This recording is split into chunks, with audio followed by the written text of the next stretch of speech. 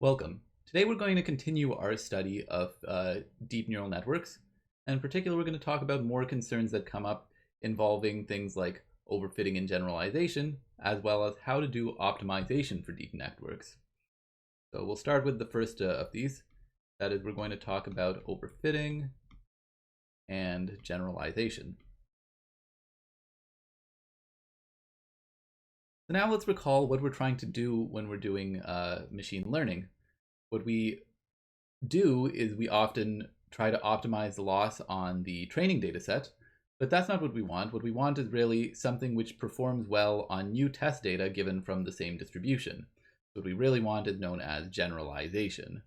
And if we perform well on the training data, but don't do well on the test data, then that is overfitting. So the question is how to avoid overfitting and ensure generalization. One reason this comes up as a challenge is that in deep neural networks, we often have many more parameters than data. So that is, if we have, we'll consider looking at a model where we have p parameters, and where we have n data points, and each is, say, d-dimensional data. So now, if you'll think back to the methods we've looked at so far, including, say, logistic regression, SVMs, etc., pretty much all of these have that p is approximately equal to d. That is, you just take a linear combination of the features and then do something based on that. So this is sort of the classic or old school learning methods. But in deep learning or neural networks, it's very, very easy to get p to be very, very large compared to n and d. In particular, in modern neural networks, it's very common to have, say, p much greater than even the product of n and d. And this is sort of modern neural networks. So yeah, why is this a bad thing? Well, the reason I'll claim that this is a bad thing or a bit worrying for a lot of theorists in this area is the idea that we have some theory which we're not going to get into this class known as VC theory. And VC theory and understanding the VC dimension of things essentially says that if you have enough data, then you won't overfit. And usually you need more data than you have more data than you have parameters. But here you can see that in this type of setting, when we have more parameter than the product of the number of data points and the dimensionality, then all of this goes out the window. We have many more parameters and data points and stuff. And in particular, in a modern neural network, it's possible, hypothetically possible, by setting the parameter weights the right way, that you can, in effect, memorize the entire data set. And maybe it should be apparent that if you memorize the entire data set and have essentially what amounts to a lookup table, just seeing for every point in the data set what is its label, if you have something like that, then it will do very well on the training data, but not generalize to new points. And that's what we call overfitting. So this is hypothetically possible, especially in certain cases where we might have p as big as the biggest models nowadays have p equal to about 1 trillion. These are large, very expensive to train language models, which are around this level. And meanwhile, yeah, we could have n and d being much smaller. Now, it's not the case for this, for the maybe the first non-trivial data set that we look at is MNIST, which you recall these digit writing 0 through 9. And in that we have n equals 60,000 and d equals 28 by 28. So for this, you can see that we're not going to use MNIST within a network of this size generally, but you can see that yeah, n in times d is going to be much, much less than p very quickly for networks which are even much smaller than this, say just a few million parameters, which are things that you might potentially use on MNIST.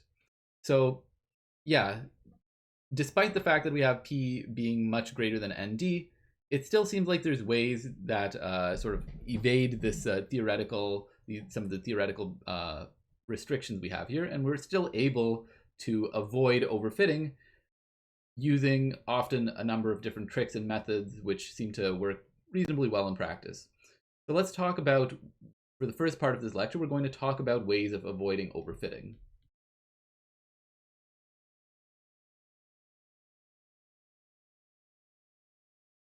And actually, we've seen a lot of these already. In particular, one way to avoid overfitting is something that we've already seen, which is bagging. This is reasonable. You can also do it for neural networks. Bagging is very generic and just takes any classifier that you want, so it's fine to use here. Another thing that we can still use is regularization. Now, regularization actually goes by, there's another way which is common to phrase it in machine learning, which is known as weight decay. And let's see what we mean by that and why that's a thing. So let's recall what our loss function is. Often our loss function is something like, I don't know, let's write it like this. We have, say, some loss function. I'm just going to write something generic, x, y, and we have and some function of theta as well. And then we have, say, lambda over 2 times the norm of theta to norm squared. So this is our loss function. And what happens if we take the gradient and evaluate it at point, say, theta sub t minus 1, so the basically the parameter vector at some particular time, then it would look something like, if we take the gradient with respect to theta, this is going to become, say, gradient with respect to theta of L, x, y, and then we'd put in theta t minus 1, and then here we would have plus lambda times theta of t minus 1. This is just the gradient over all of this expression. And what would our update rule be when we're doing gradient descent? Well, our update rule is something like the following. Theta t equals theta of t minus 1 minus eta times the gradient here. So let's just sub that in. Gradient of theta.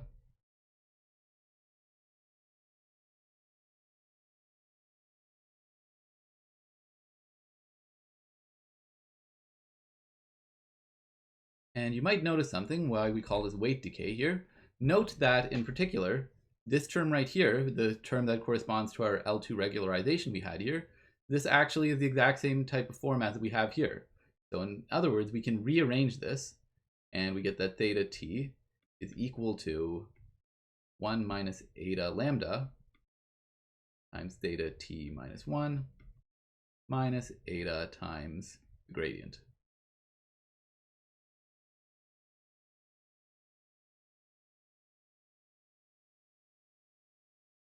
So yeah, you can see that this is another way of seeing regularization, an equivalent way of doing regularization when you're optimizing with gradient descent. Instead of even considering this L2 regularization term, all you can just do is shrink the current parameter after each step by a certain amount, and then take a gradient step. So yeah, this is what's known as weight decay.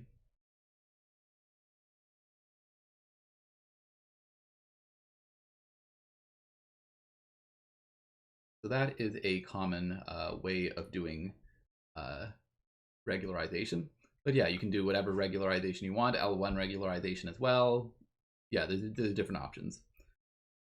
Another thing is known as data augmentation. This is another very, very common strategy, and it's not just used for preventing overfitting, but also just to essentially getting more data as well in a sort of cheap or cheating way, you might think. Yeah, you could see this as a type of cheating, but hey, it improves accuracy and prevents overfitting, so it's something worth doing. So like the idea of data augmentation is in some vague way similar to bagging. I don't know, maybe I wouldn't even make that comparison.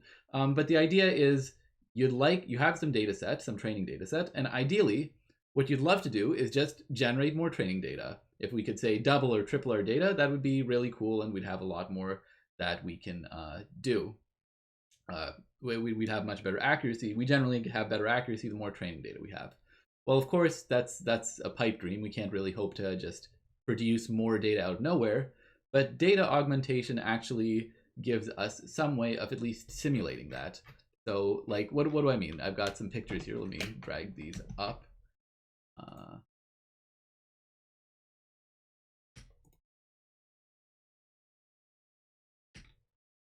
Okay, well, whatever, we'll just look at them here. But basically, imagine your data set looks something like this. It just has one picture of a panda.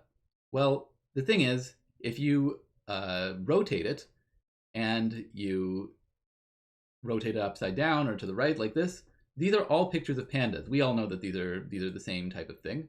But the thing is, like, this gives a sort of new perspective that the neural network has to be able to understand. Also, stretching, this is still a panda as well. So it's kind of like you just copy your data points many times and make some sort of simple changes to the picture, rotations, flips, stretches, and stuff like that, which are still also pictures of the same original thing, but it tells the neural network that essentially the concept of what a panda is somehow invariant to modifications like this, and that'll have the effect of A, preventing too much overfitting to one single point, but generally enforce that the neural network learns that these things are, say, translation and rotation invariant. Now, the thing is, you have to be rather careful sometimes. For example, let me go back to the example of MNIST. Say, MNIST, like I mentioned, is just a digit recognition thing. So, for example, you could have the digit 6 like this, but and what would you do to do some transformations? Well, you could rotate it 90 degrees. Maybe it would look something like this. But the thing is, one thing you can't do is rotate it another 90 degrees, because then it would look something like this, which may be closer to a 9. So sometimes you have to make sure that you're actually doing translations, rotations, and things like that, which do not ruin what it means to be a 6 or whatever. In fact, even this, I would say this is not a 6 either. But yeah, for things which are like this, then things which are generally seen in more different angles than just the one way that you might see it, then maybe it's okay to do rotations and translations. But yeah, that's the general strategy known as data augmentation, where you just make up more data based on the data you already have in some reasonable way. Okay, the next thing is early stopping.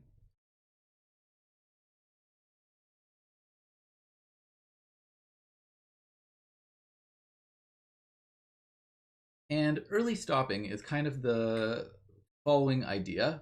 What we're going to do is we're going to train our machine learning model on the training data.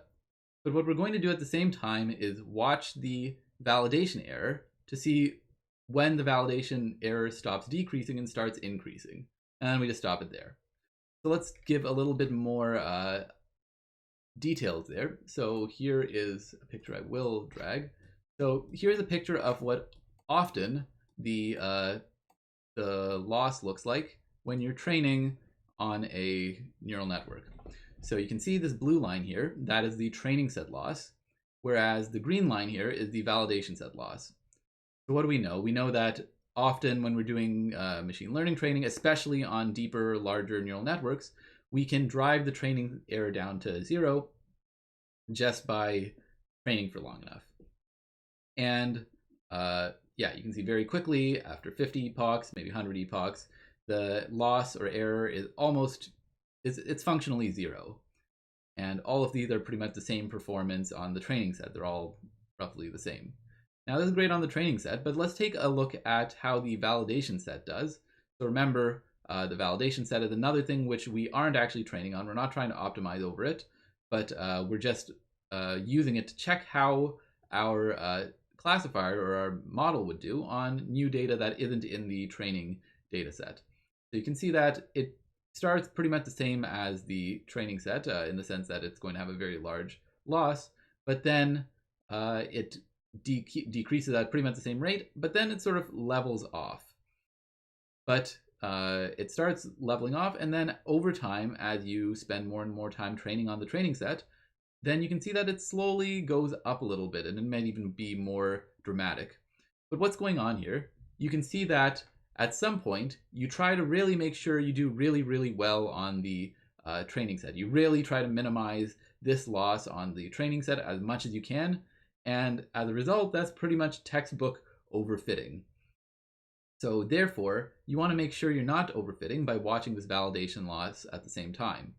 And if you just sort of watch this validation set, even if you go beyond, then you can go back in time and just pick the model at whatever time was where the validation set loss was the smallest. And this is often done using something, a very common thing that you should know about in deep neural networks is something called checkpointing. The deep neural networks often take quite some time to train. For the larger they get, of course, the more time they train, as well as the more data you have. Yeah, it might take longer to train. But this is quite different, perhaps, from what you've seen when doing, say, linear classifiers or k-nearest neighbors or something. These are usually okay. K-nearest neighbors is not a good example because this can actually take quite a while if you have a large data set. But say things like any sort of linear regression or logistic regression, SVMs, all these things are very fast to train. You can do it really no problem. Train and test time is very quick. But the thing is with deep neural networks, you'll typically do many, many passes over your entire data set. For example, each epoch here corresponds to one pass over your entire training set. And therefore, doing this many passes, each one of which may take some time, this is going to take quite a bit of time to train overall. So therefore, what you wouldn't want to do is just do it and hope for the best, because it's possible that maybe you'll have a power outage or something gets lost or something goes wrong. And this would be terrible if you're running this on a very large model, which takes days, weeks, even months to train. So instead what we do is we do some sort of checkpointing, which after a few epochs, it'll save a copy of your model so far and then keep going. So you'll always have backups of your model just in case something goes wrong or you want to revert to a previous thing.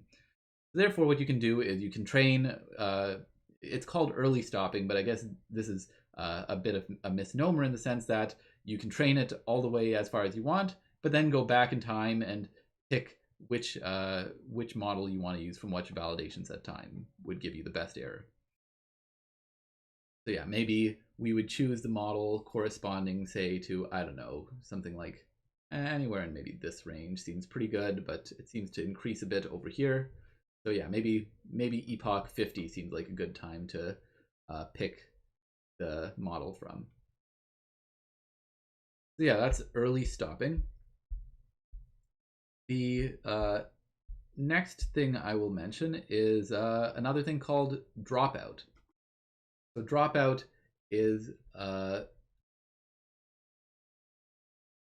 an important concept in machine learning, which is kind of okay. I'm going to use this again and say it's kind of similar to bagging, but maybe in a way that's a little bit more reminiscent of what you were thinking rather than the previous time I said that.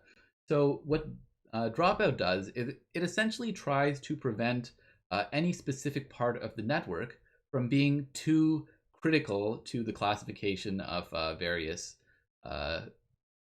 points. So the idea is very, very simple. The idea of dropout is the following.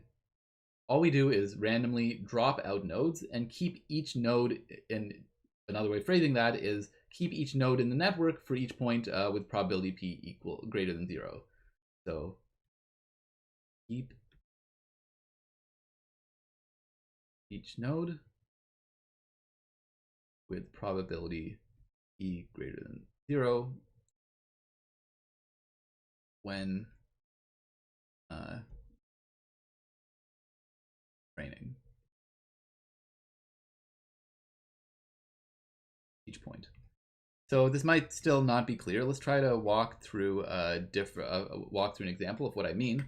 So let's suppose we have some simple neural network, which I'll just sketch something very quickly and roughly. Suppose we have something like this, a few different layers. And here's our input, which is going to say, like, we're going to say that it's a 4-dimensional input, 3, 4. And then based on what we've done so far, we're just going to connect all of this up.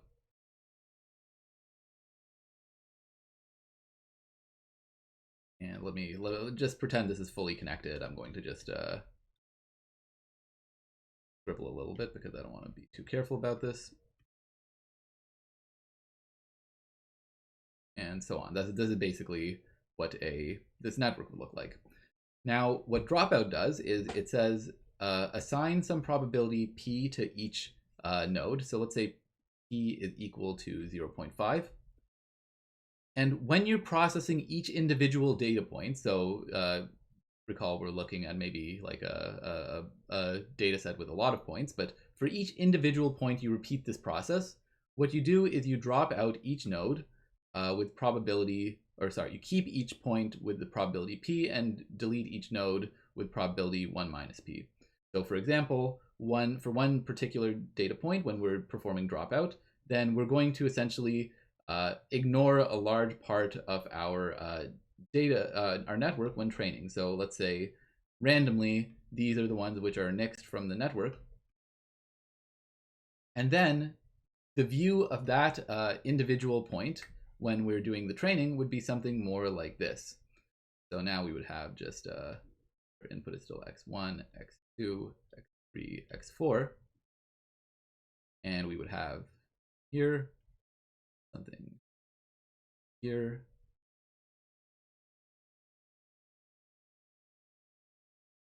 And what would we have now? We would now essentially only connect that point to the nodes that remain. Everything else, all the other nodes and edges, which correspond to dropped out nodes, they would just be ignored in the training of this one particular point. So this essentially says that, when you're computing the gradients and when you update the nodes, or when you update the parameters for this one particular point, you're essentially only going to be focused on the parameters that are involved in this specific subnetwork. So for example, there's, say, I don't know, this edge. So there's going to be like, actually, let me draw it here. So this node still exists, as well as this edge, this parameter here. There's a parameter that's going to be assigned to each edge. So this still exists, but at least from the perspective of this specific point when we're doing the training pass, it will not appear there. So we just don't take it into account. It's kind of as if that weight is frozen or even not existent to the point we're considering. So yeah, we do this kind of process, this dropout process, independently for each training point. So even within one batch of gradient descent, when we're doing it, every single point will have a potentially different view of the network, which is okay. Nothing stopping us from doing that. Okay, so that's the main idea of dropout. And the question is, how do we really implement this? Well, let's there's some issues that we have to deal with when we're implementing this. So one thing you have to note is the fact that essentially there's a scaling issue that comes up here. The idea being that what this node is expecting to come into it is different in the full network versus what we have here, in the sense that maybe now it only has 2 edges which are incoming rather than 4 edges which would have been incoming before. Therefore, the inputs are kind of like a factor 2 less than what you would have expected otherwise, and therefore you need to scale things up to accommodate for that. So let's see a bit more what I mean. So let's just look at the connection between what comes out of the second layer here. So look, I'm going to draw the second layer. So we had 4 nodes, and they have some outputs. This set of outputs here, let's call that H soup 1, the outputs, recall. And the thing that happens during dropout is, like I said, for the perspective of this node, then for this training point, then these 2 nodes right here, they will be deleted and just sort of disappear. So what happens now, then we're going to apply a type of mask to to the outputs. So while before we had just, it would have been H1, 1, H1, 2, H1, 3, and H1, 4. Well, what we do now is, first of all, there's two things we do. One is we can multiply it by a mask, which says which of these are going to be in versus out. So I'm going to multiply this first one by just the number 1. So I'm writing a dot here just for multiplication, not for dot product. And this one would become a 0. This one would become a 1. This one would become a 0. That essentially just says we pick a vector, which is of the size equal to this width of this layer, and we just pick each thing to be 1 or 0 with probability. It's going to be, say, a 1 with probability p and 0 otherwise. And this will essentially say that things which are coming out of this node, we may calculate them, but we're just going to zero them out because when you feed them in to the next layer, then you don't want them to be there at all. So you just set them to 0 essentially. Now, this is not enough, or this is kind of enough, but we would have to change things at test time because of the fact that we're kind of getting rid of some of these inputs, and that sort of changes the scaling. But what we can do is something called inverted dropout. So yeah, what this does is essentially we just divide by 1 over, say 1 minus 1 over p or 1 minus p. Sorry, let me just think about this for a sec.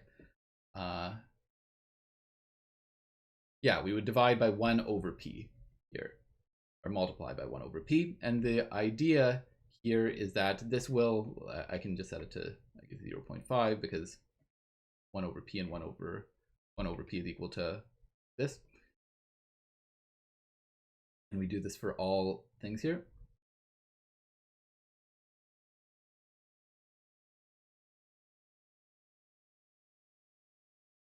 And the reason why this scaling is the right sort of thing to do is because if you think about the fraction of things that come in here, well, instead of having, say, what's the way to say it?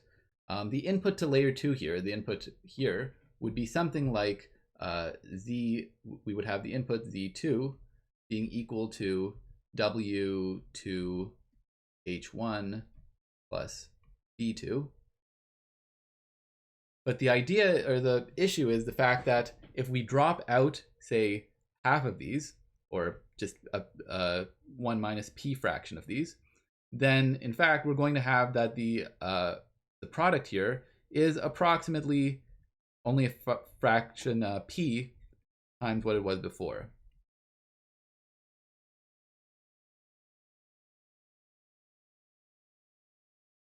And by previous value, I mean before dropout.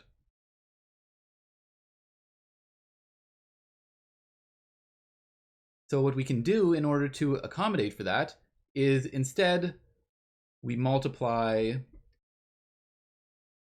H1 by 1 over p. And that'll kind of cancel out the scaling and make things work out well. Okay, so supposing we do that, then we're pretty much good. The only thing left to do is deal with is what happens at test time. Well, at test time, like what do I mean by that? This is just something you do when training to prevent any specific subpart of the network to become too important. But at test time, you don't do any of this. This is kind of akin to how we did regularization at training time, but when we're actually measuring the test error, we don't usually measure it with the regularizer. So similarly, here we would just measure it, we would make predictions using just the network without any dropout. No dropout. And in fact, yeah, you just run it as if it's just a normal network. In particular, there's not going to be any scaling. We don't have to rescale anything as we did here. We only have to do this. It's kind of handled because of the fact that we use this strategy, which is known as inverted dropout.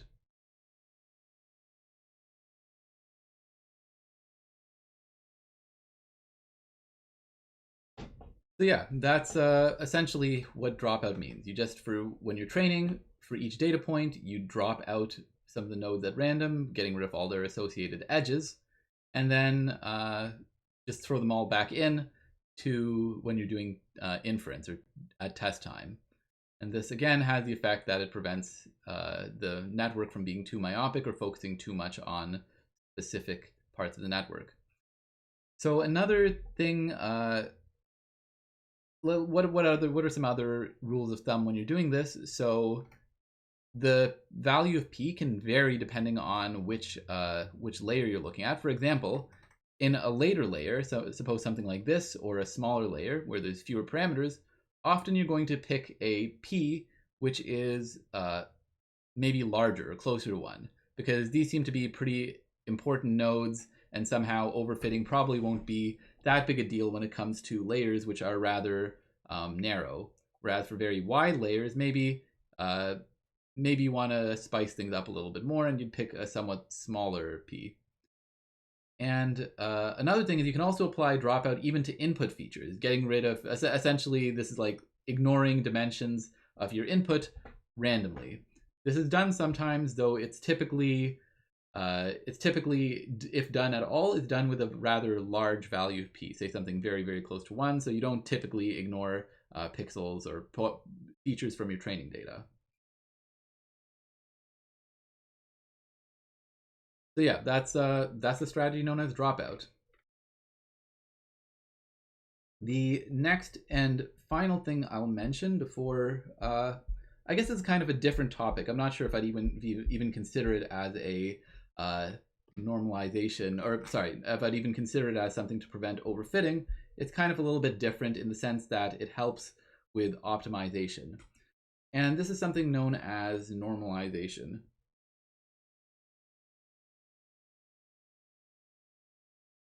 So it sometimes helps with regularization and helps with preventing overfitting, but it's kind of it's not the main point. The main point is something a bit different. So this is something that we've talked about when we're dealing with just non-deep networks, which is the idea of normalizing your training data. So the rule of thumb is normalize features before training.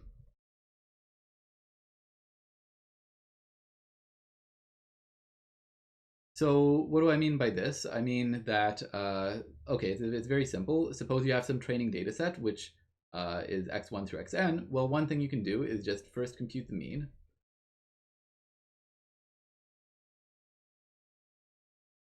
And then what you can do is, based on this mean, first you recenter your data. So xi equals xi minus mu for all I in the data set. That's the first thing you can do. So now this is going to be a zero mean data set. And the second thing you can do is compute the coordinate-wise variances. So let's let sigma j squared equal to, say, 1 over n summation of xi j squared. So this is going to be essentially looking at a single coordinate j of the and averaging this the square of this coordinate over all the training data. So this is going to be the variance of this coordinate. Note that this is indeed the variance, not just the square second moment, because of the fact that we centered the data. So it's going to be close enough to the variance so we can just square it. And okay, once we do this, then what we can do is say that x, say, let's just write it like this, xij is equal to xij divided by sigma j. And we do this for all I as well as j. This is just for all I. So yeah, the point is what we did is we took our data set, found the mean of it, and centered it, and then we found how wide it is in each direction, and then kind of rescaled it so that it looks more like it's bounded between 0 and 1 roughly. So let me draw you a caricature of how you should picture these two operations. Yeah, so we just have something which looks like this, and maybe our data set is originally, the data points somehow lie within this set. Well, what we would do, the first step of recentering the data would look something like this. We would move it over here. You can see that, yeah, that's removing the mean. And then the next thing we would do by rescaling it in each direction would give us something that looks more like this. So a nice circle is kind of like what you want. I didn't draw a nice circle, but you can pretend it is. So, and this is called putting your data in isotropic position. And why is this a good thing to do? Well, this is a good thing to do because sometimes you might have some features being small and some features being large. And therefore, when you're doing training, then maybe somehow you can get these things confused, and it may think, okay, this one is large, so therefore it must be more important, and take steps maybe based on this long direction, which may overstep in the shorter direction, things like that. Somehow, normalization just makes these things all be on the same scale, and so it's nice. Now, this is just a good general rule of thumb. Any time that you are doing any sort of machine learning problem, try to consider normalizing your data so that things are on the same scale. But within neural networks, can we do this for neural networks?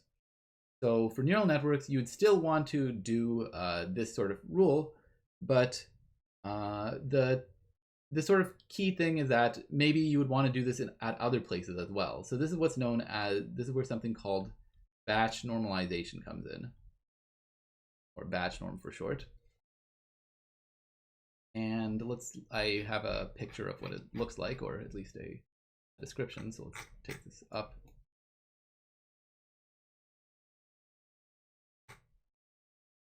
All right, so this is the batch normalization algorithm. So let's maybe talk a little bit about what it does before going into the details. So let me try to sketch what exactly is going on here. So pretend we have some neuron. So something like this. This is just a picture what it looks like, and we have a bunch of things going in. And we have a bunch of things going out.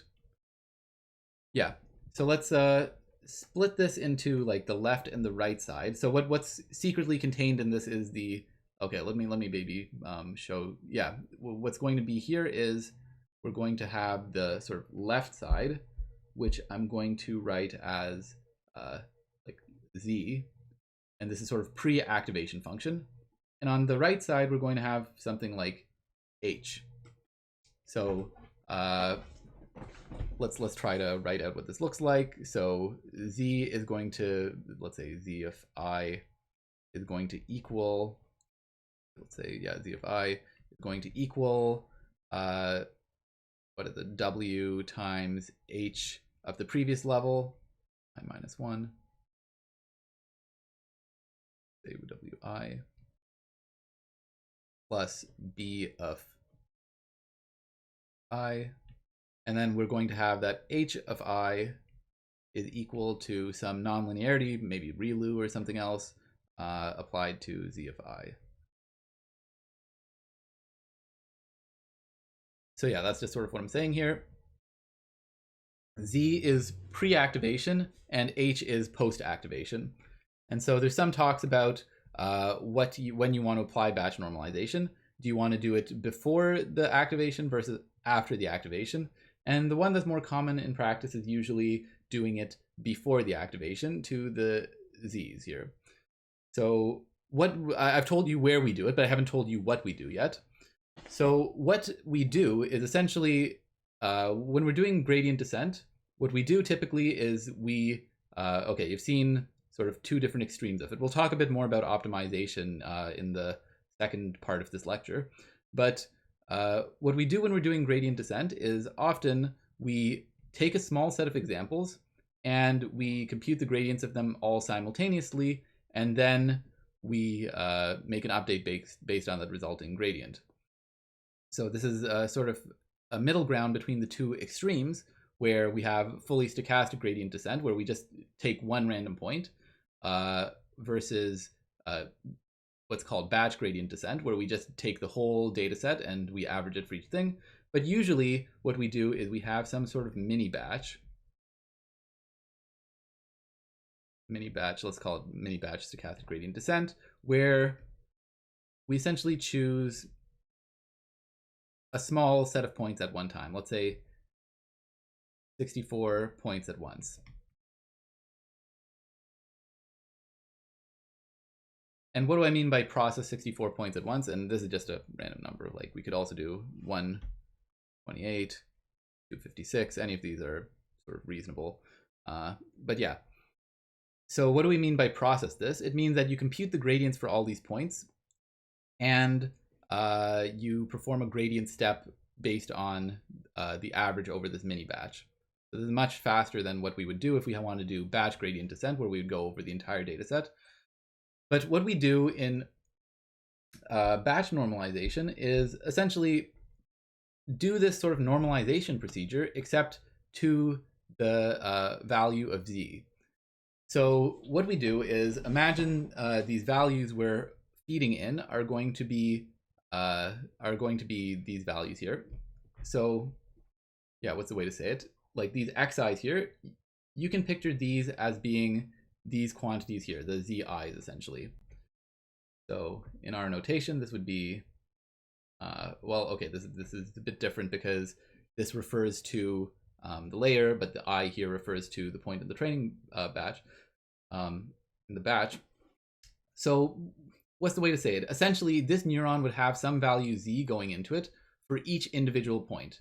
So just think of z as being one number, and this number will differ depending on which training point is fed into it.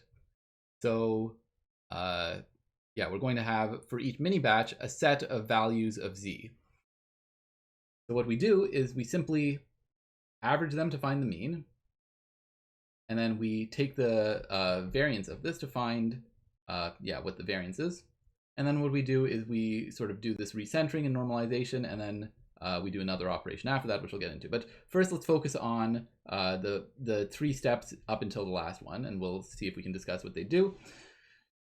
So this essentially just does exactly the same type of operation that we discussed before. It will say, okay, over this mini batch, we want that the value of z is going to be roughly 0 mean and variance 1. And it does that by subtracting out the mean and scaling by the standard deviation. Now you can see that there's this extra parameter here, epsilon. What is this doing?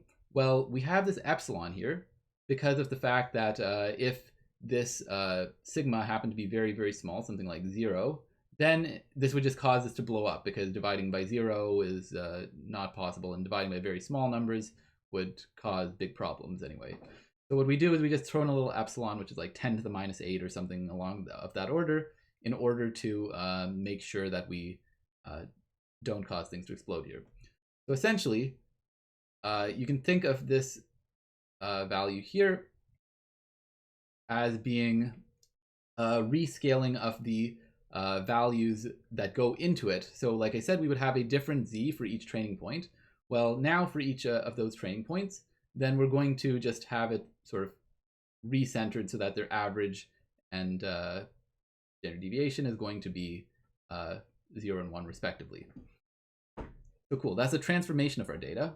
Now, the idea though is the fact that now we've sort of constricted our data to be of this order. And it might turn out that a different type of centering or a different scaling might actually be the type of thing which gets us the maximum accuracy. So what we're going to do as the last step is we did all this work to sort of recenter and rescale our data. But now what we're going to do is we're going to also learn a scaling and recentering of our data. So these two things here, gamma and beta, these are learnable parameters.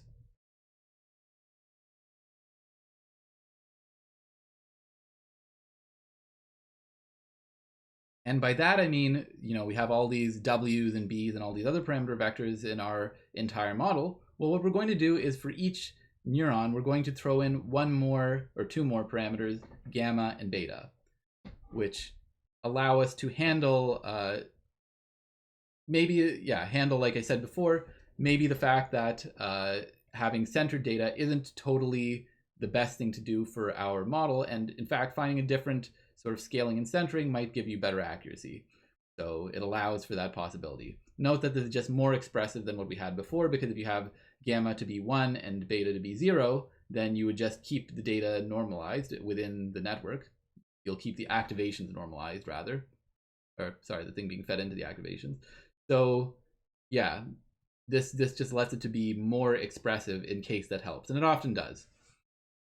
So, okay, hopefully this description of batch normalization makes sense. It essentially just says find what this z value is for each point in a mini batch, and then make sure that the sets of these z's are going to be centered and standard deviation 1, and then learn if there's a better scaling that would cause you to have better accuracy.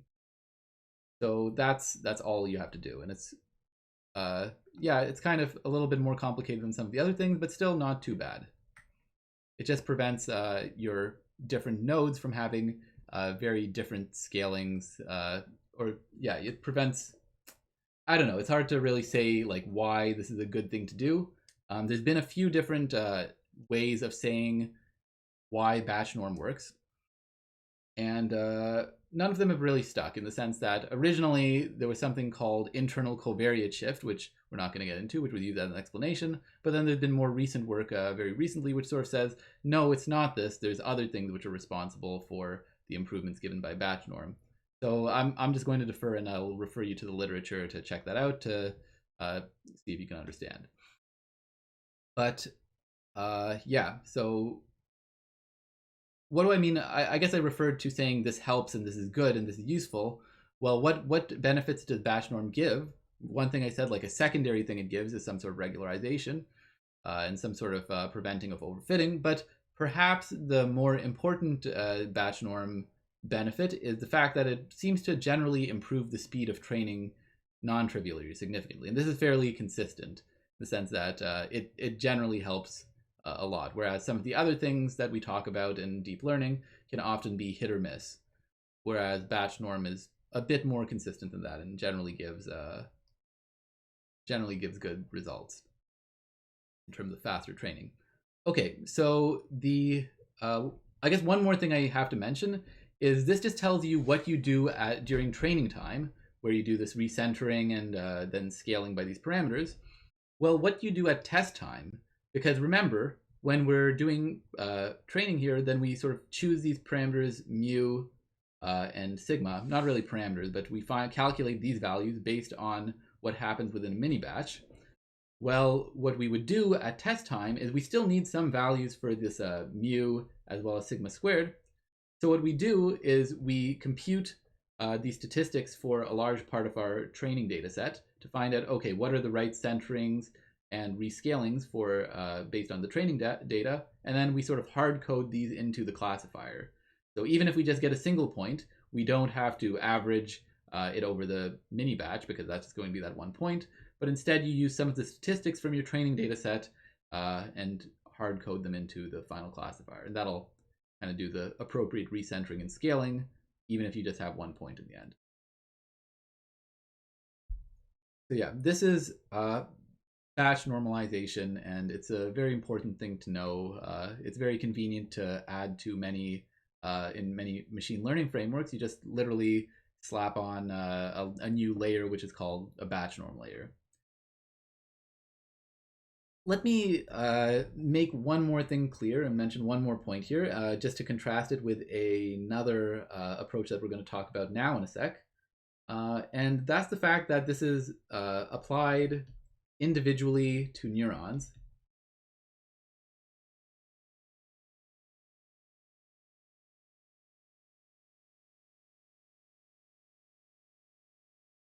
And by that, I mean, you know, I showed you this picture of what it looks like a single neuron, but of course, if you have more in the layer, then you're going to do the same thing for each one, but you do this kind of independently for each point, or for each node rather, not for each point independently. So yeah, you do this to each node or neuron by itself.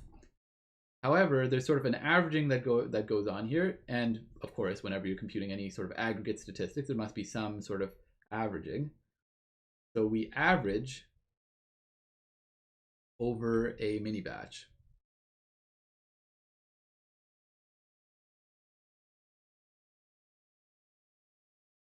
So yeah, that's how batch norms, you apply it to each neuron individually, and then you do averaging over a mini batch to compute these statistics. Now this turns out to work very well in many, many cases, but sometimes it is not the right thing to do. There's some cases where different types of normalizations will actually work better or differently. And another common thing is what's known as layer norm.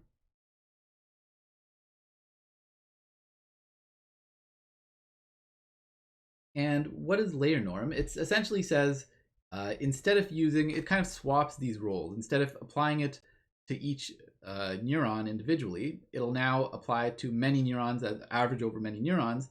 But instead of, it won't average over mini batch, it'll be applied to each individual point. So let's maybe see a picture of what this kind of looks like. So suppose we have some layer.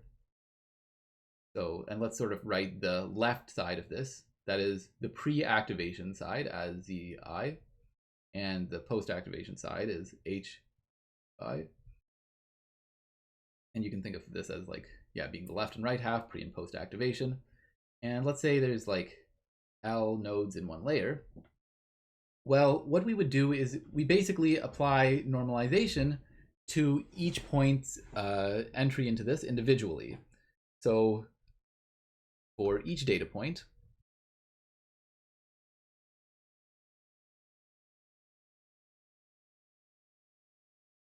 what we would do is compute, say, first of all, mu sup I, which is basically set as for this layer. We'd compute 1 over L summation Ji.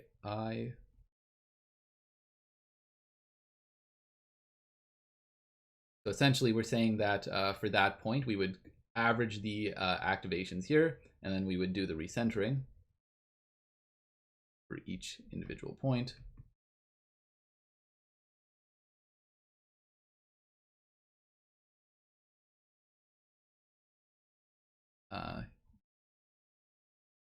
Yep, and then you would also do this rescaling in the same way as we did before. So I squared equals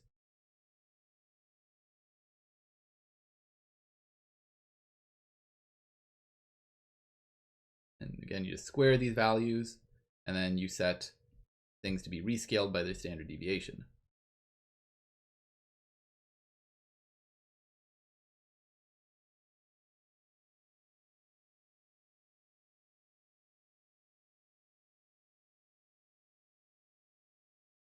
Right.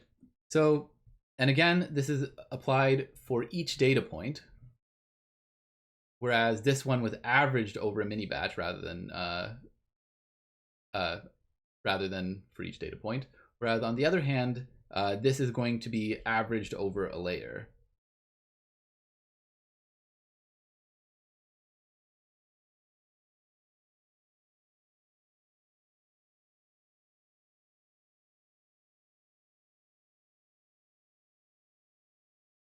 So yeah, you can see how this is just a different notion of normalization, which can be better in certain settings. Yeah, I'm not going to get into too much about which setting it's better in or not, but yeah, it might be the appropriate one in certain cases. There's also more different types of normalization. For example, there's something called group norm, which is more popular, especially it's useful in settings like convolutional neural networks, which we haven't talked about. But yeah, at least telling you about these two norms. Batch norm is probably the most common. Layer norm is also seen sometimes. But hopefully this type of idea that different types of averaging of a statistic might be, you might sometimes need to recenter and rescale various statistics, and that can lead you to getting better and more quickly trained machine learning models. So that's a general concept which comes up again and again in training of deep neural networks in particular. So if you see these and you understand them well, then you should be able to adapt to newer types of normalization.